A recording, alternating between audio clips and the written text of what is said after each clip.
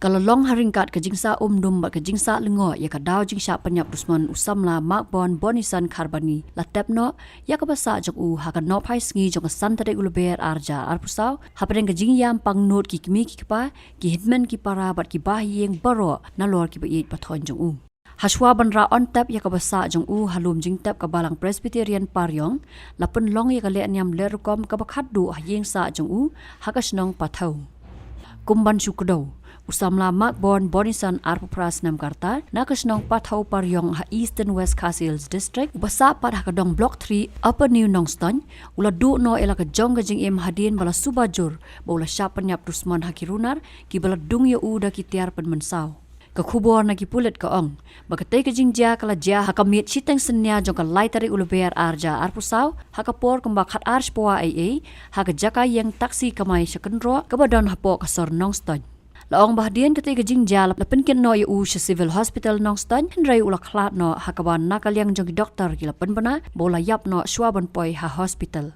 Nakaliang kipulet gila yo ban kem yu uba suba don keti ubla tip kerteng komu medios maulat uba nakasnong mau katan. Banakaliang jong kipulet gila register mukodema persya yu ubat ka jing toket kadang ya cakman. Kibahyeng kipen pau ka jing subajur ban nalor ute ubrio bla syakem kidang don salaingot kiwei pat kibadon keti ban syemya ka jing im jong makbon bonisan karbani kumbala yo sngow na ka jing athu jong ute usamla hakapor ba upon yaki Hadien ka jing wan phai jong una Bangalore ula traino haslo kata ha ka JM tawa kumu operta jong ka kabel mathan nakadaw jong jing wan ka klam covid uni udmen la ye jongi ula wan phai no salasnong Barulah sedang banyak Torres na Shillong sa Nongston.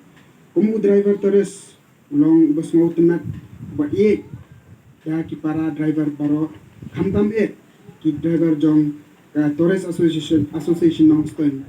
Beru buat ye buat adu ki driver Torres ki badai jong kamairang bat Paryong Association. Bat na ka jing mau tenat ka jong bat upar balong ibriu uparea uparan Bak balong ru ibriu uba ya baro ki para driver ki badai na kini association lokal ki smotnat ban khot de u ko sdong he nia uni unmen jungi ula sedang bantai la yeng kasem barla poi kha ba ikim tiulen marwen ibadai ikong jungi minta ba kini ki arngot ki yo ki arngot ki kon sinrang ki jongki unmen jungi udai buket kya ba buket baba ya lagi jongki kon ki kumjuru lagi kamkur kamkha batwat iki parlok ki parjo penban ulo ubadum ulawan bantat pensan kejingen jungu bagi yen gasan ki kor ki jai bagi yaw ni men jungi ubom judan daw ni ubom ju bisni bat no ni ubom judan gano ka daksni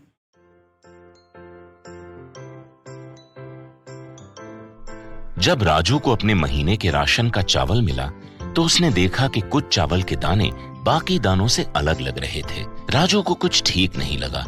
उसने इस बारे में अपने दोस्त देव से बात की। देव, मैंने इस बार फोर्टिफाइड चावल लिया था जिसमें सूक्ष्म पोषक तत्व मिले हुए हैं, पर मुझे इसमें प्लास्टिक जैसा कुछ दिखाई दे रहा है।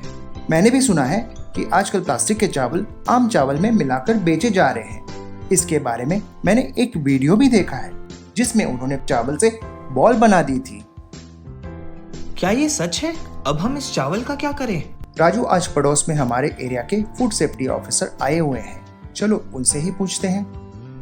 राजू और देव ने अपने एरिया के फूड सेफ्टी ऑफिसर से मिलकर इस बारे में बात की। सर देखिए, इस फोर्टिफाइड चावल में कुछ दाने अलग दिख रहे हैं। घबराइए नहीं, FSSAI के निर्देश के अनुसार चावल में सूक्ष्म पोषक तत्वों को सही मात्रा में मिलाया जा रहा है।